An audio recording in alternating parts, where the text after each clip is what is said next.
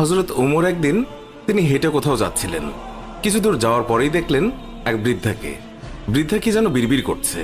হযরত ওমর তার কাছে গেলেন, তার খোঁজ খবর নিলেন, জিজ্ঞাসা করলেন, আচ্ছা বুড়িমা, খলিফা ওমর সম্পর্কে তোমার ধারণা কি? বুড়ি হযরত ওমরকে আগে কখনো দেখেনি, তাই তাকে সে চিনতে পারেনি। বুড়ি হযরত ওমরের কথা শুনে কিছুটা বিরক্ত হলো। বলল, ওমর টোমর দিয়ে আমি কি করব? আমার কি এমন ঠেকা পড়লো যে আমার তার খবর নিতে হবে? নিজের চিন্তায় বাঁচি না। বুড়ির কথায় ছিল রাগ আর অসন্তোষের ছাপ। হযরত ওমর আবার তাকে জিজ্ঞাসা করলেন, বুড়িমা, ওমরের উপর তোমার এত রাগ কেন? বুড়ি চেঁচিয়ে জবাব দেয়, রাগ হবে না কেন? এই যে সে খলিফা হয়েছে, তো আমায় কি একটা পয়সাও দিয়েছে? নাকি কোনোদিন আমার খোঁজ খবর নিয়েছে যে আমি কি হালতে আছি? ও মানুষ না। হযরত ওমর বুড়ির কথা শুনে বড়ই চিন্তিত হলেন। ঠিকই তো, আমি তো তার তেমন খোঁজ খবর নিতে পারিনি। তিনি কিছুটা নরম হয়ে বুড়িকে আবার জিজ্ঞাসা করলেন, আচ্ছা, তুমি কি অবস্থায় আছো ওমর কি করে জানবে? তুমি গিয়ে ওমরকে সব জানিয়ে আসলেই তো পারতে। বুড়ি জবাব দেয়, কেন? আমি জানাতে যাব কেন? ওমরই তো আমিরুল মুমিনিন, সেই তো সবার খোঁজ খবর নেবে, আর এই জন্যই রাষ্ট্রের দায়িত্ব গ্রহণ করেছে। রুক্ষ ভাষায় বৃদ্ধা জবাব দিল। হযরত ওমর শান্তভাবে আবারও বললেন, আচ্ছা, ওমর খলিফা হওয়ার পর তুমি যে কষ্ট পেয়েছ, সেই কষ্টের বিনিময়ে তুমি কত টাকা পেলে ওমরকে মাফ করে দেবে? বৃদ্ধার সাথে এইসব কথা চলছে।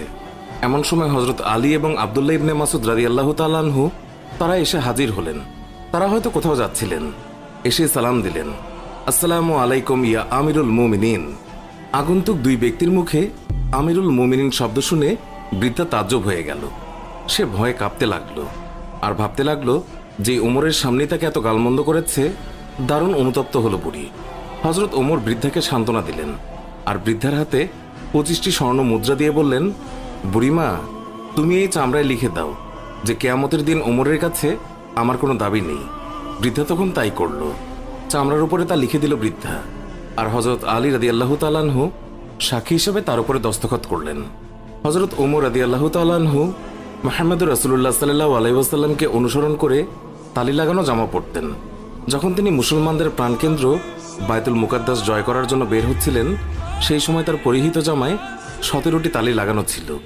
যখন তিনি তালিযুক্ত জামা পরিহিত অবস্থায় জেরুজালেমের উদ্দেশ্যে রওনা হয়েছিলেন, সাহাবাদের মধ্যে থেকে কেউ একজন হযরত আলী রাদিয়াল্লাহু তাআলা আনহুকে বললেন, ইয়া আলী, হযরত ওমর রাদিয়াল্লাহু তাআলা আনহুকে বলুন অন্তত আজকের দিনে তালিযুক্ত কাপড় খুলে একটু ভালো কাপড় পরিধান করার জন্য, কারণ তিনি ইহুদি খ্রিস্টিয়ানদের দেশে যাচ্ছেন।